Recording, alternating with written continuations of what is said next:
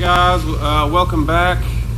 Today we're going to wrap up the last two task sheets to go with chapter 64. We're going to start with task sheet 668.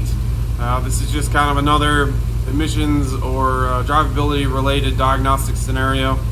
So I don't know if you can hear, we've got the truck running already. Our problem today is just going to be a check engine light. I haven't noticed any kind of drivability symptoms yet with this problem, but I'm sure there will be something. So check engine light is our complaint, and we're just going to jump in and scan this thing real quick and see what we can't find on our scan tool and go from there. So we're going to start off just like all the rest. We're going to go into scanner and build out our vehicle. Wish I had another vehicle to poke around on, but unfortunately this is all I have to work with at the moment. Go ahead and load our vehicle with no air pump. So we're going to pull codes first. Already have our cable hooked up. So we're going to go to our codes menu. We're going to display our codes.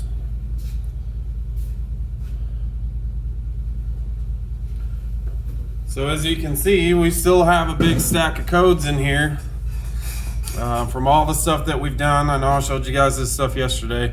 So we know just because we've been working on this, we could probably pick out the codes that are new. We have a TP or APP sensor, one circuit short or low. That is throttle position or accelerator pedal position. We don't have an APP on this vehicle, so this is going to be throttle position.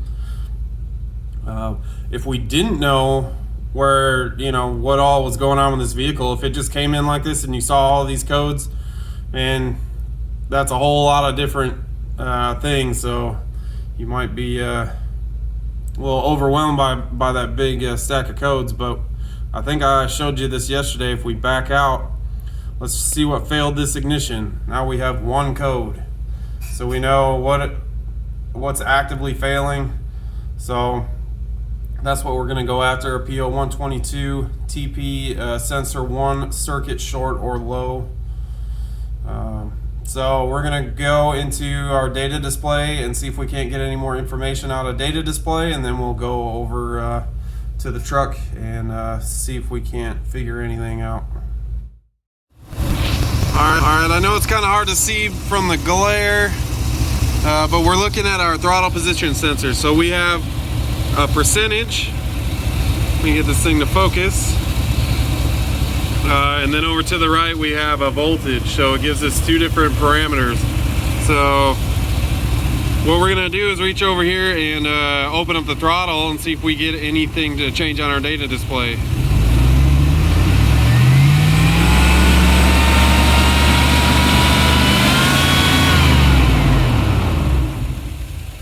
See, we got no movement on our percent and nothing on our voltage. And this thing did kind of bog down a little bit when I closed the throttle, so we know there's something kind of going on there.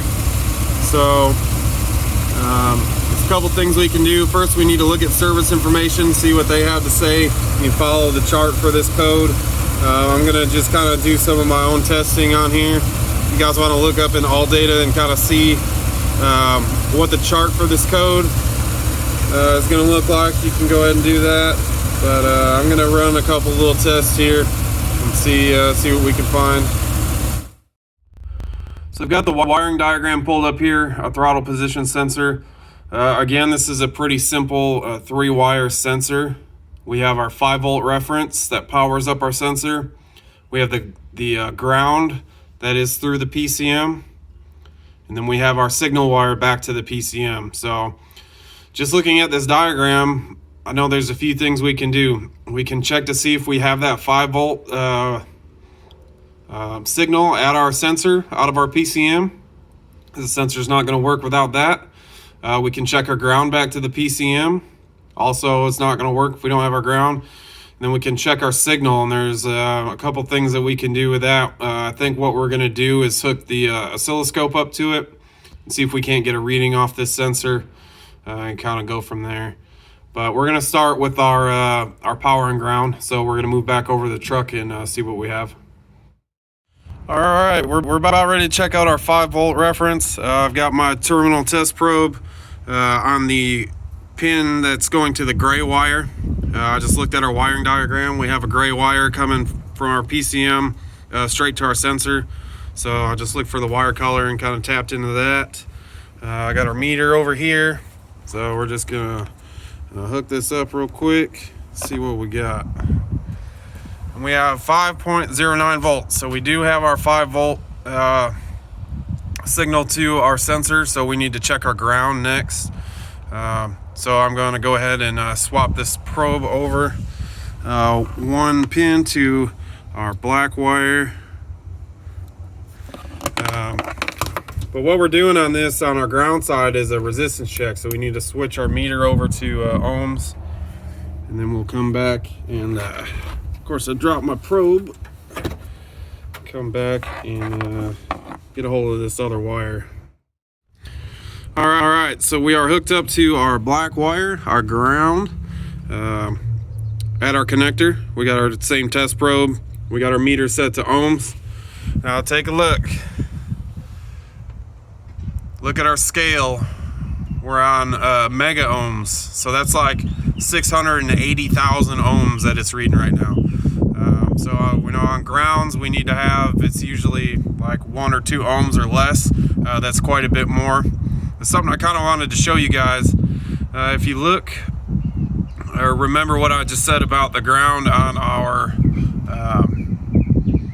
for our sensor, it runs through the PCM. So there's one thing to keep in mind. If we have a sensor that is grounded through the PCM, we need to make sure that we have our key off, or we're going to get some screwy readings like this. So I'm going to stop right here and flip the key off, and then we'll check it again.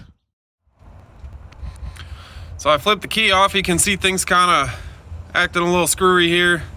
Once this PCM fully goes to sleep, we should get an accurate reading. I just kind of wanted to show you guys what this thing is doing. So if you're ever working on a car, testing out any of these circuits, and you get a real screwy resistance reading on a ground, double check and make sure your key isn't still on. So we'll wait just a minute here and see if this thing settles down. I still have our scan tool hooked up, so sometimes just having our scan tool hooked up can influence our ground also. It can keep this module awake. So if this doesn't settle down in a second, I'm going to go ahead and disconnect the scan tool also, and then we'll check again.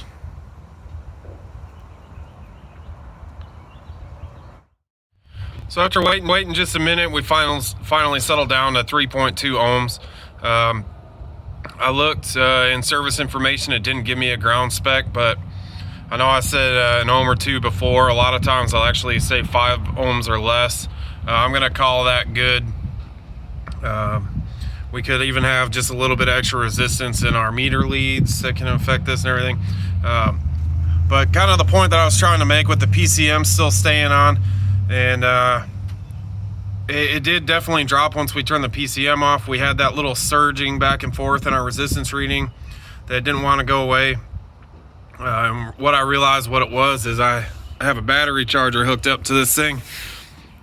So as soon as I disconnected the battery charger, that surge went away. So just keep in mind, if you're getting screwy readings, just make sure, double check for things like that that can be affecting your reading. So we're going to call our ground side good. And one more point I wanted to make is that they didn't give us a resistance specification in the trouble chart for this, and the reason is they do have us test this a little bit differently than the way I'm doing it. If we go by the book, what they have you do is short our 5-volt reference to our signal wire on our connector, use a jumper wire, short the blue wire and the black wire together, and we're going to look on the scan tool, and it should show like 5 volts. It should max out. So we know that if that's happening, we should have a good ground. So it's just kind of an assumption on their part, but our ground looks good. We have 5 volts to our sensor. So the next thing we can do, we could do more wiring, wire testing with our signal wire, things like that. But what I want to do next is hook this back up and show you guys how we check out the sensor with a scope. In this particular scenario, I mean, whether you would do that or not, it's kind of up to you and how you want to diagnose some things. But I'm going to hook up the scope while we're talking about this and just kind of show you how to do it anyways. So that will be coming up here now. So here we are on the main menu of our scope. We're going to check out this throttle position sensor. So we're going to go into fuel injection. We got to scroll down a little bit. Throttle control, throttle position sensor. We want DC voltage test. So you can see I've already got this hooked up. I've got our yellow lead to our signal, and then our black lead going to ground. It does say that on the scope. Be careful when you're doing this stuff, you don't accidentally short out against another component. I'm pretty close, but we're safe here in this instance, but we don't want that to affect our readings at all. You see we've got our baseline closed throttle voltage, which is just a touch over 0.5 volts. So what we can do, being this is a little bit of an older vehicle, we can manually open the throttle. So we're going to go ahead and do that and see what it looks like on our scope. You see, as we open it, we want nice, smooth, all the way up to the top. We're hitting about 4.5 for our open throttle. So this is kind of a visual representation. If we did this on a meter, it'd just be numbers climbing up, you know, not real steady. So one thing that can happen with these throttle position sensors is over time, if you're, you know, commute down the highway every day and you're running 70 miles an hour, you can kind of get a bad spot in those the contacts in there. So what happens is when you sweep these things, instead of being a nice climb up, you know, like that, as we're climbing, we might catch a dip like that, so we have a bad spot. If you're trying to catch that on a meter, you honestly probably wouldn't be able to. So now that we can actually see this and it samples fast enough, if we have any drop, we'll look for a little bad spot like that. So that's one thing another thing we can do with the scope, and how we can go ahead and test a throttle position sensor with the scope. So again, something we probably can't really do very accurately with a meter, so that's where the scope kind of comes into play. But back to our scenario that we were talking about, there's one thing that we know after doing this test. So we have a good 5 volts, we have a good ground, and we do have a signal coming out of this sensor, but looking at our data, it was never getting to the PCM. So what we want to do next is check out our signal wire, and what we would do is hook up our ohm meter to our blue wire here in our connector, and then we want to come over to the PCM and check the blue wire at our PCM and see if there's anything going on end to end. So we'll go ahead and do that real quick. So we have our test probe hooked into our signal wire over here on our TP sensor, and we are going to come over to connector 2, pin 24 of our PCM. So when you're using test probes like these got these little brass guys at the end. Like I said before, with the scope, just make sure they're not touching off to anything to mess with our resistance reading. Also, keep in mind when you're running resistance on stuff like this, be conscious of your hands. The human body isn't a great conductor of electricity, but it will. So if you're getting screwy readings, that's another thing too. Make sure you're not giving yourself bad readings by touching both of your test leads at the same time, because that can kind of screw you up. But we're hooked up here, we're hooked up over here, and we have no continuity on that wire. So our problem on this, we had an open in our signal wire circuit, so we would need to start either tracing out in our harness end to end, you know, following the wires that come out of the connector over to the throttle position sensor. We'd either have to dig through all those harnesses and try and find the bad spot, or maybe a spot where it rubbed through, or we'd have to run ourselves a new wire, which is also an option. But that kind of finishes up for this task sheet. So see if you can't get that sheet filled out, and we'll move on to the next one.